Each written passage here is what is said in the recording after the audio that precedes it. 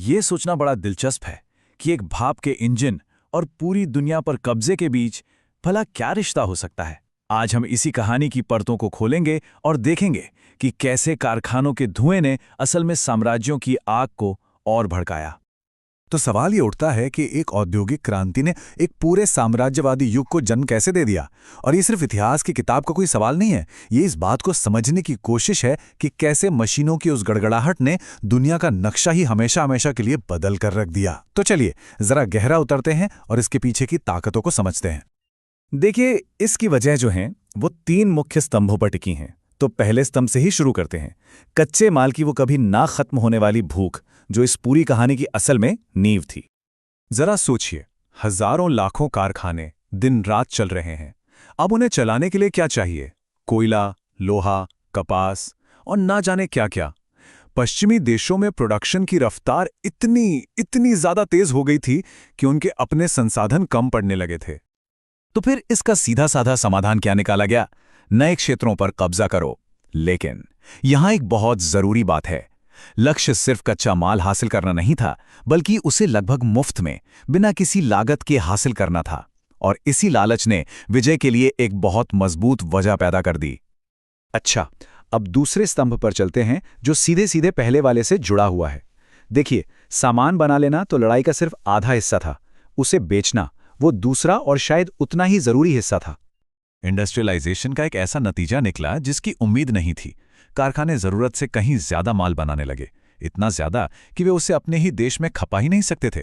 इसे कहते हैं सरप्लस प्रोडक्शन। अब सवाल यह था कि इस सारे फालतू माल का किया क्या जाए।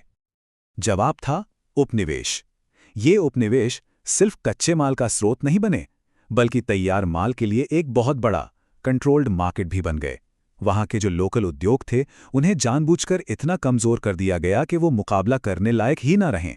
मतलब एक तरह से एक पूरी की पूरी आबादी को जबरदस्ती का ग्राहक बना लिया गया। और अब बात करते हैं तीसरे और आखिरी स्तंभ की, वो टेक्नोलॉजिकल बढ़त जिसने इतने बड़ी पैमाने पर कब्जा करना मुमकिन बनाया। ये समझना बहुत जरूरी है कि जिस क्रांति ने कारखानों को शक्ति दी, उसी ने खतरनाक हथियारों को भी ताकत दी। इंडस्ट्रियल इनोवेशन और मिलिट्री की ताकत, ये एक ही सिक्के के 2 पहलू बन गए थे। मतलब औद्योगिक क्रांति ने यूरोपीय शक्तियों के हाथ में ऐसे हथियार दे दिए जो पहले से कहीं ज्यादा घातक थे। भाप से चलने वाले लोहे के बड़े बड़े जहाज दिए जो दुनिया के किसी भी कोने तक पहुंच सकते थे। इस बेजोड़ मिलिट्री एडवांटेज ने जीत को सिर्फ मुमकिन ही नहीं बनाया, बल्कि हैरान करने वाली हद तक आसान बना दिया। तो कच्चे माल की भूख, नए बाजारों की तलाश और बेजोड़ सैन्य ताकत, जब ये तीनों चीजें एक साथ आ मिलीं तो इसका नतीजा क्या हुआ? इसका जो पैमाना है वो सच में चौंका देने वाला है।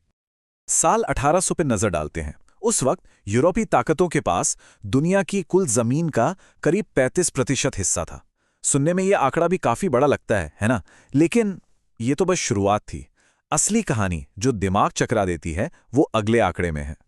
क्योंकि महज 1 सदी के बाद 1914 आते आते ये कंट्रोल 35% से सीधे उछलकर दुनिया की 84% जमीन पर पहुंच गया था। 84%। जरा इस छलांग के बारे में सोचिए। ये एक आंकड़ा नहीं है, ये उस दौर के विस्फोटक विस्तार की पूरी कहानी कह देता है। तो सबसे बड़ा सवाल यही है कि 100 साल पहले हुए इस विशाल बदलाव का असर आज हमारी दुनिया पर कैसे पड़ता है। इसके आर्थिक, राजनीतिक और सामाजिक नतीजे आज भी हमारे चारों ओर हैं, उन देशों के आपसी रिश्तों से लेकर जिन्हें हम आज देखते हैं। ये इतिहास का सिर्फ एक बीता हुआ अध्याय नहीं है, ये हमारी आज की दुनिया की एक हकीकत है। इस पर सोचना तो बनता है।